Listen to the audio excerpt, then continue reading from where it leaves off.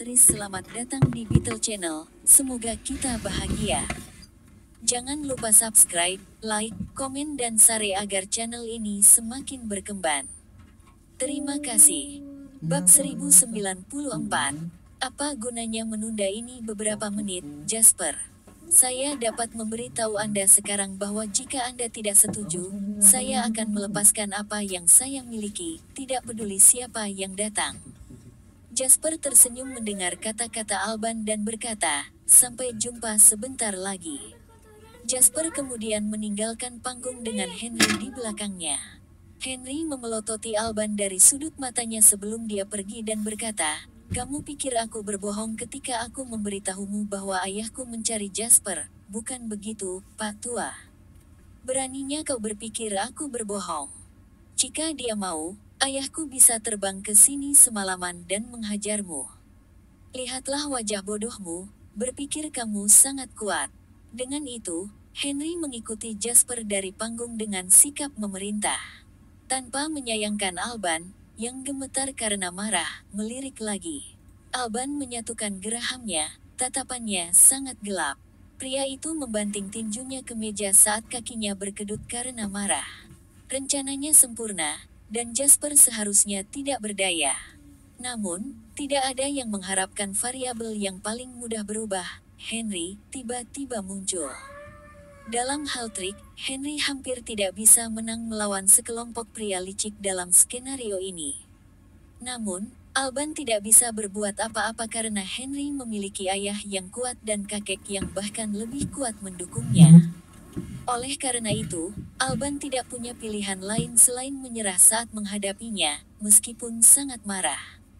"Aku ingin melihat apa yang bisa kamu temukan dalam beberapa menit ini, Jasper. Kamu tidak bisa lari dari ini." Alban menggeram sedih. Henry mengikuti Jasper ke salah satu ruang tunggu aula konferensi. Dia baru saja masuk ketika dia melihat ekspresi dingin Jasper. "Astaga, ada apa? Sesuatu benar-benar terjadi, bukan? Sepertinya kamu ingin membunuh seseorang," kata Henry. Jasper mengambil napas dalam-dalam, dan dalam satu saat singkat, dia menghancurkan semua yang terjadi. Gale telah menjualnya, yang merupakan sesuatu yang pasti akan dia balas dendam. Masalah yang paling merepotkan sekarang adalah Alban dan dokumen yang ada. Jasper yakin bahwa tidak ada yang salah dengan desain World Financial Center karena dia memiliki beberapa perusahaan khusus yang memeriksanya. Bagaimanapun, ini adalah investasi puluhan miliar, dan Jasper bukanlah orang bodoh yang bertindak tanpa membuat tindakan pencegahan. Dia telah menghabiskan 100 juta untuk desain, dan beberapa kepala insinyur dari Waterhoof City Design Institute telah menghabiskan lebih dari sebulan untuk meninjaunya.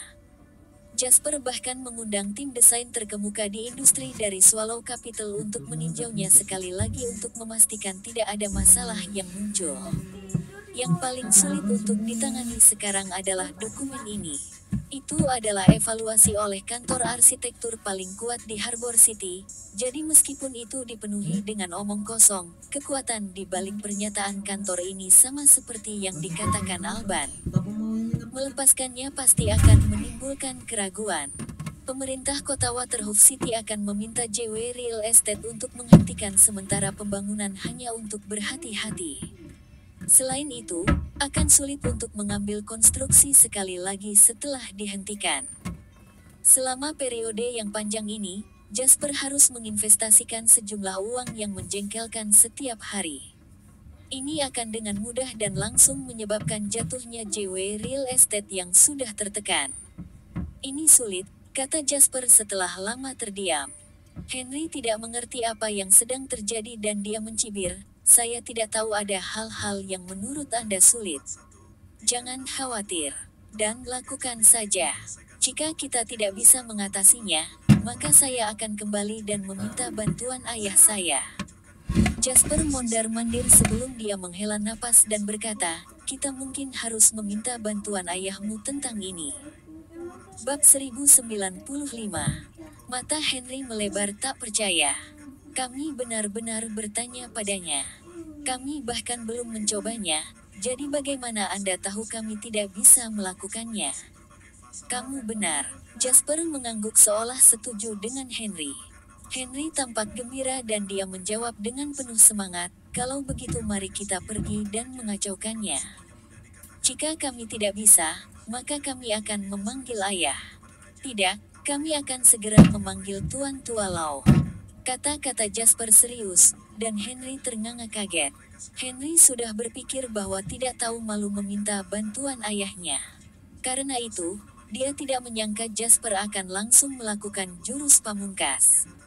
Namun, setelah menghabiskan begitu lama dengan Jasper, Henry tahu bahwa pria itu memiliki alasan sendiri di balik semua yang dia lakukan. Dengan demikian, Henry tidak membuang waktu dan segera mengeluarkan ponselnya. Setelah menghubungi nomor pribadi kakeknya, dia melemparkan ponselnya ke Jasper. Saat itu larut malam, tetapi telepon terhubung dalam waktu singkat. Apakah ini Henry? Suara tuan tua terdengar dari ujung telepon. Jasper menjawab dengan lembut, ini aku, Jasper, tuan tua hukum. Saya minta maaf karena mengganggu istirahat Anda begitu larut malam. Tawa tuan tua Lau bergema melalui garis dan nadanya menjadi lebih lembut. Tidak apa-apa, silakan dan beritahu saya apa yang salah. Tuan tua Lau tahu bahwa Jasper tidak akan mencarinya dengan enteng tanpa alasan yang baik. Sesuatu yang merepotkan pasti telah muncul jika Jasper mencarinya. Dengan itu, Jasper menceritakan esensi dari seluruh situasi. Old Master Lau bergumam pelan setelah Jasper selesai, memang cukup merepotkan. Bagaimana Anda ingin saya membantu? Jasper menjawab dengan muram, aku tidak bisa menyerah, Tuan Tua Lau. Jika saya melakukannya, maka saya akan ditempatkan dalam posisi pasif sepenuhnya setelah ini. Tuan tua itu setuju dengan Jasper dan dia berkata, kamu benar. Berdiri teguh sekarang berarti Anda masih bisa membalikkan permainan ini. Jika Anda menyerah, maka mereka akan memiliki kendali atas apakah Anda hidup atau mati. Pembangunan World Financial Center tidak bisa dihentikan jika laporan ini dirilis ke publik, Old Master Lau, kata Jasper. Tuan Tua Lau terkekeh dan menjawab, jangan khawatir. Lakukan apa yang kamu mau. Jasper menghela napas lega ketika mendengar jaminan tuan tua itu. Jasper kemudian berkata dengan agak menyesal, aku benar-benar minta maaf karena telah merepotkanmu untuk meminta bantuan sepanjang waktu, tuan tua hukum. Saya semakin tua dan saya tidak bisa melawan pertempuran ini lagi. Masa depan akan menjadi milik kalian para pemuda, jadi sampai kalian dewasa, bukankah tanggung jawab kami sebagai orang tua untuk menjaga dan melindungi kalian selama kami masih hidup? Tidak perlu khawatir. Lakukan sesukamu, aku akan membuatmu tetap aman. Mendengar itu, Jasper melirik Henry, yang sedang menguap di sampingnya. Sejujurnya, Jasper terkadang iri pada Henry. Dia bertanya-tanya apakah Henry telah menyelamatkan alam semesta dalam kehidupan terakhirnya untuk diberkati dengan kehidupan yang begitu hebat dalam hal ini. Saya mengerti. Aku tidak akan mengganggu istirahatmu lagi, Tuan Tua Lau. Saya akan mulai bekerja sekarang, kata Jasper. Jasper menutup telepon dan mengembalikannya kepada Henry. Seluruh auranya sekarang benar-benar berbeda. Seolah-olah Jasper yang percaya diri telah keluar dari situasi sulit dan akhirnya kembali. Bagaimana hasilnya? Apakah kita memiliki izin untuk pamer? Henry mengambil telepon dan bertanya dengan penuh semangat. Sudut bibir Jasper terangkat saat dia berkata, ayo pergi. Pada saat yang sama, Tuan Tua Lau juga meletakkan teleponnya di villa puncak bukit yang terletak di Harbor City. Setelah berpikir sejenak, Tuan Tua Lau mengangkat telepon dan berkata dengan sedih, hubungkan saya ke saluran khusus Swallow Capital. Lebih dari 10 menit kemudian, Tuan Tua Lau menelepon lagi. Butuh waktu lama sebelum panggilan ini tersambung. Di ujung lain terdengar suara Gail yang agak lelah. Sudah larut, Tom Tua. Apakah ada yang salah? Tuan Tua Lau menjawab dengan tenang, Gail, Jasper adalah pemuda yang sangat saya hargai. Jika Anda akan begitu tak tahu malu sehingga menargetkan anak saya secara pribadi, maka saya akan turun dan bermain dengan Anda juga. Gale tertegun sejenak sebelum dia dengan cepat berkata, "Dari mana asalnya, Tom tua? Mungkin ada kesalahpahaman. Kamu lebih tahu daripada aku apakah ada kesalahpahaman atau tidak. Anda adalah salah satu di antara generasi kami yang suka melompat-lompat dan mengabaikan kenyataan bahwa Anda sudah tua. Tapi karena itu masalah pribadimu, aku tidak akan ikut campur. Tapi jangan berani-berani mengulurkan tangan berlendirmu ke orang-orangku. Saya memukul dan membuat Anda lumpuh sekali saat itu, dan saya bisa memukul dan membuat Anda lumpuh lagi. Jangan menguji saya. Saya sudah berbicara dengan orang-orang di Swallow Capital. Jika Waterhoof City benar-benar memiliki kekhawatiran tentang pusat keuangan dunia Jasper, maka saya akan memberitahu Jasper dan dia dapat memindahkan gedung tertinggi di dunia ke Harbor City. Waterhoof City bisa menjadi pengecut yang terus-menerus takut untuk merebut peluang sekali seumur hidup, tetapi Harbor City tidak akan sama. Saya tidak akan membuang waktu untuk bertanya kepada Anda orang-orang yang meragukan yang telah Anda hubungi meskipun sudah begitu tua, tetapi saya tetap pada apa yang saya katakan. Ketahui batas Anda, atau saya tidak akan disalahkan karena berbalik melawan Anda di usia yang begitu tua." Alis putih salju Gale berkedut dan dia menjawab perlahan. "Apakah pantas melawanku karena masalah kecil anak muda, Tom tua? Tidak ada yang salah dengan menempatkan seorang pemuda melalui lebih banyak pelatihan dan kesulitan. Saya akan melatih anak-anak saya sendiri. Saya tidak membutuhkan pria tua dengan motif tersembunyi seperti Anda untuk menunjukkan jari. Semua orang di Harbor City tahu bahwa Jasper adalah pria di generasinya yang paling saya hargai. Orang-orang tua itu tahu lebih baik untuk bergerak sendiri, jadi mereka meminta anak-anak dan cucu-cucu mereka mencari Anda sebagai gantinya. Penglihatanmu pasti semakin memburuk seiring bertambahnya usia, karena kamu sedang digunakan dan kamu masih tidak mengetahuinya. Seperti yang saya katakan sebelumnya, masalah ini berakhir di sini." Gale menjawab dengan muram, "Aku khawatir Jasper milikmu tidak akan mundur tanpa balas dendam. Tidak akan cukup baginya jika saya hanya berhenti di sini, bukan? Kaulah yang menjualnya lebih dulu dan sekarang kau melarang seorang pria muda untuk marah.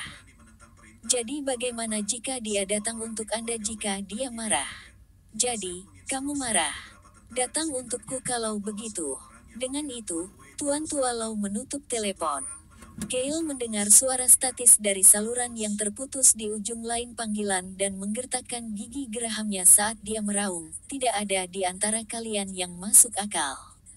Siapa Anda untuk berbicara tentang saya, orang tua? Mengapa Anda tidak melihat betapa biasnya Anda?" Setelah panggilan kedua, Tuan Tualau kemudian perlahan mengeluarkan pipa tembakau dan merokok untuk waktu yang lama. Pintu ruang belajar didorong terbuka untuk mengungkapkan seorang pekerja perawatan pribadi yang berkata dengan penuh perhatian, "Tuan Hukum Tua, dokter mengatakan Anda tidak bisa merokok." Oke, aku akan berhenti." Tuan Tualau tertawa keras seperti anak kecil, tetapi dia masih enggan untuk meletakkan pipa itu. "Bisakah kamu pergi sebentar? Saya masih perlu menelepon," kata Tuan Tualau. Bab 1096.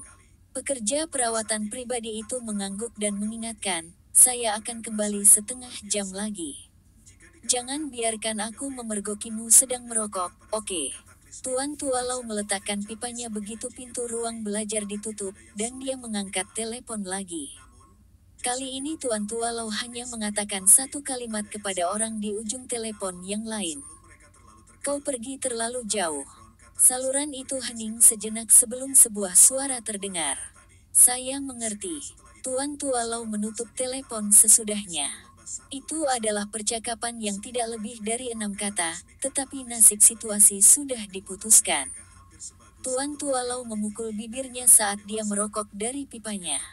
Tatapannya dalam saat dia menatap pemandangan gunung yang berwarna-warni di luar. Di tempat konferensi forum, Jasper dan Henry berjalan keluar ruangan untuk melihat Alban membawa Dudley berkeliling saat dia berbicara dengan sekelompok orang. Duo ayah anak itu bersinar dan dalam suasana hati yang baik. Penampilan Jasper langsung menarik perhatian banyak orang. Dudley juga melihat Jasper. Dia mencibir dan melangkah untuk berkata, "Jadi, apakah kamu sudah mempertimbangkannya, Jasper? Ayah saya dan saya tidak memiliki banyak kesabaran bagi Anda untuk mengambil waktu manis Anda sendiri dan berpikir. Anda sebaiknya memberi saya jawaban sekarang." Dudley pasti sudah tahu semua rencana Alban. Yang pertama merasa sangat gembira sekarang saat dia melihat ke arah Jasper. "Haha, Jasper. Anda tidak akan pernah memprediksi hari ini, Biarkan saya memberitahu Anda, ini baru permulaan. Hanya ada lebih banyak kesenangan yang tersedia untukmu mulai sekarang." Ekspresi Dudley menjadi lebih menyedihkan saat dia berkata dengan sinis, "Inilah yang kamu dapatkan karena sombong dan pamer. Saya ingin melihat bagaimana Anda akan terus bertindak begitu sombong. Aku akan membuatmu berlutut di depanku begitu kamu kehilangan segalanya dan membuatmu menjilat sepatuku." Jasper memiringkan kepalanya pada kesombongan Dudley dan bertanya dengan serius, "Apakah kamu sakit di kepala?" Dudley terkejut ketika mendengar Jasper mengatakan ini. "Apa katamu?"